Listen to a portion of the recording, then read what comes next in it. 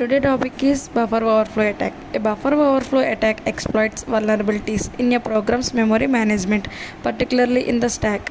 The stack is a region of memory that stores function call information including local variables, function arguments, the return address and the previous frame pointer. According to stack structure in buffer overflow attack, first one stack growth direction, second one function call stack layout, third one buffer overflow vulnerability.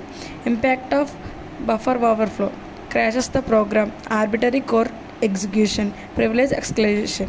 Mitigation techniques: bounds checking, stack canaries, address space layout randomization, use safer functions. Explanation of the structure: start of buffer.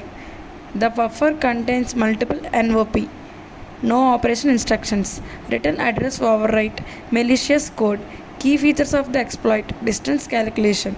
The attacker determines the exact distance between the buffer start and the return address. The return address is overwritten with a pointer leading into the NOP sled or directly to the malicious code.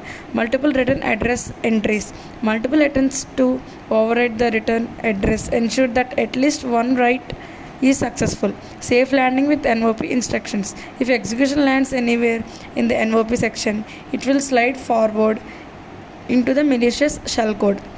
Purpose of this exploit: when a vulnerable program reads user input into a buffer without checking its size, an attacker can inject a carefully crafted pay layout. Mitigation against buffer overflow attacks: bounds checking, ensure input data does not exceed buffer size. Stack canaries, protect return address by placing guard values.